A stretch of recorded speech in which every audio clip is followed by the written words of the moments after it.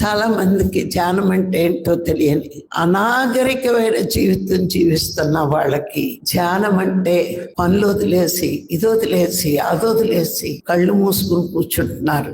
కూర్చుంటే ఏమొస్తుంది అని క్వశ్చన్ వేసే వాళ్ళు కూడా చాలా మంది ఉన్నారు. పప్పులో గడిపినా తప్పు లేదు, కానీ కళ్ళు మూసుకుని కూర్చుంటే మహా తప్పు అని భావించే మూర్ఖపు జనం కూడా ఇప్పుడు భూమి మీద ఉన్నారు.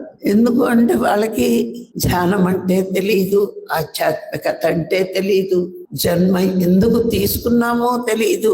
ఎందుకు అంటే నవనాగరికత వేషం వేసుకున్నా వేషం బాగానే ఉంటది టిప్ టాప్ గా, కానీ ఇప్పుడు మనకి చివరి మానవుడి యొక్క అల్టిమేట్ గోల్ ఏంటో కూడా తెలియదు. మనకి తెలియదు ఇక్కడికి వచ్చే వరకు. ఎందుకంటే ప్రతి వాళ్ళు ఈ కలియుగంలో జన్మ తీసుకున్నాం, అనుభవించేయాలి. డబ్బు ఎందుకుంది అంటే అనుభవించడానికి అనే ఆలోచనలోకి వచ్చారు ప్రతి వాళ్ళు. అలా ఆలోచిస్తూ ఖర్చు పెడుతూ ఎంజాయ్ చేస్తూ జీవితం గడిపేస్తున్నారు. కానీ మరి జీవితం యొక్క పరమార్థం ఏమిటో తెలుసుకోవట్లేదు. మరి ఇలాంటి వాతావరణ స్థితిలో మరి మనం ఏ జన్మలో ఏ పుణ్యం చేసామో, మరి ఎందుకు ఆధ్యాత్మిక జీవితంలోకి అడుగు పెట్టగలిగామో మనకే తెలియకుండా రావాలని నాలాంటి వాళ్ళు అనుకోపోయినా రప్పించబడ్డాం. వచ్చాక అర్థమైంది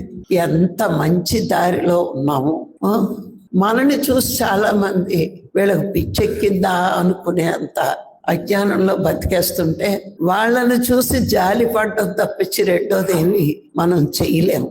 ఎందుకంటే ఉన్నా లేకపోయినా మనని ఎదటి వ్యక్తి ప్రేమించినా ప్రేమించకపోయినా పట్టించుకోనంత స్థాయిలో ఉన్నాం మనం. గమనిస్తే మనని ఎదుటివాడు ద్వేషించినా ఒక చిరునవ్వు ఉంటుంది, ప్రేమించినా చిరునవ్వు ఉంటుంది. వాడు నాకు నచ్చడు అంటే మరీ మంచిది, ఆడు పిలుస్తాడు ఇంటికి వెళ్ళక్కర్లేదు. ఇలా ప్రతిదానికి నవ్వు అన్నది మన జీవితంలో ఎలా వచ్చిందంటే ధ్యానం వల్ల వచ్చింది. ధ్యానం లేకపోతే ఇన్ని చిరునవ్వులు మన ముఖంలో ఉండేవే కావేమో. అంత ఆనందం ఉంది కాబట్టే ఆ మార్గంలో ఉన్న మనకి ఈ కాస్త ఆనందమే వచ్చింది, ఇంకా మనకి పూర్తిగా రాలేదు.